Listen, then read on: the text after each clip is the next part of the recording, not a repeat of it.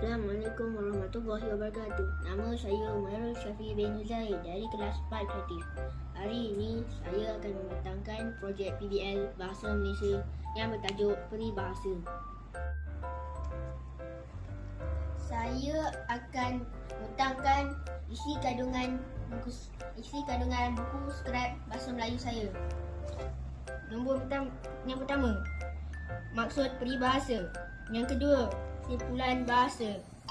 Yang ketiga, perumpamaan. Keempat, bidalan. Yang kelima, pepatah.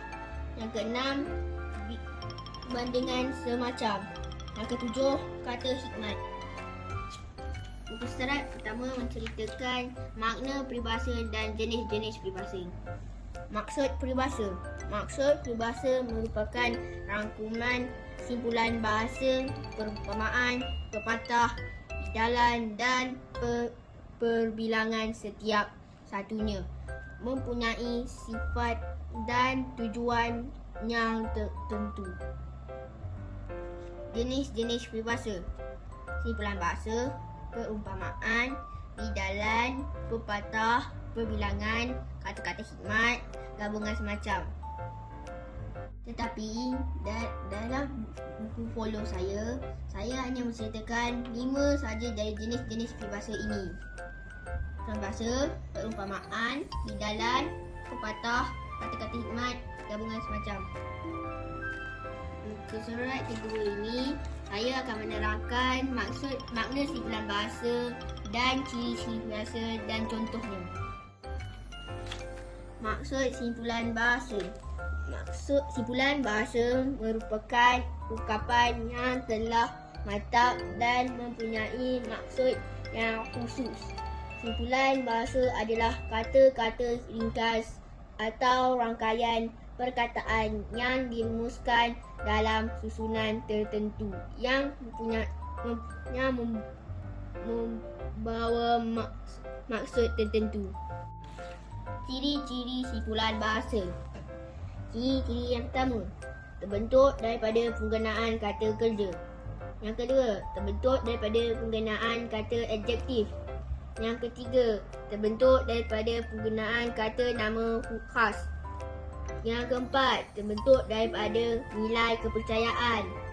Yang kelima, terbentuk daripada penggunaan kata nama am. Contoh-contoh simpulan bahasa. Antara contoh-contoh simpulan bahasa: panjang tangan bermaksud suka mencuri. Periuk nasi bermaksud punca pencarian. Seterusnya saya akan membentangkan makna perumpamaan, bentuk perumpamaan dan contoh perumpamaan. Maksud perumpamaan. Perumpamaan tergolong dalam peribahasa berlapis, iaitu mengandungi makna tersurat dan tersirat. Terdapat 2 bentuk perumpamaan, iaitu yang pertama, yang menyatakan pembandingan secara terang-terangan. Yang kedua, dan yang tidak menyatakan perbandingan secara terang-terangan. Perumpamaan yang menyatakan pembandingan secara terang-terangan didahului dengan kata-kata perbandingan seperti umpama, bagai, laksana, ibarat dan baik. Manakala perumpamaan yang tidak disebutkan perbandingan tidak didahului kata-kata perbandingan tersebut. Antara contoh perumpamaan. Yang pertama, bagai bunyi cepedak jatuh bermaksud bunyi jatuh kuat. Yang kedua, bagai dihiris dengan sembilu bermaksud perasaan yang sangat sedih.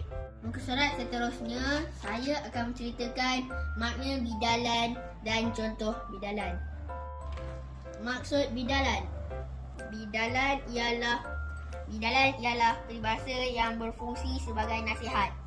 Ia mempunyai maksud 2 lapis. Bagaimanapun, bidalan tidak didahului oleh kata sendi nama seperti bagai, laksamana dan umpama. Contoh-contoh bidalan. antara contoh bidalan, indah khabar dari rupa. Bermaksud perkhabaran tentang sesuatu perkara yang dilebih-lebihkan. Yang kedua, ukur baju di badan sendiri. Lakukan sesuatu mengikut kemampuan sendiri. Seterusnya, saya akan menceritakan maksud pepatah dan contoh pepatah.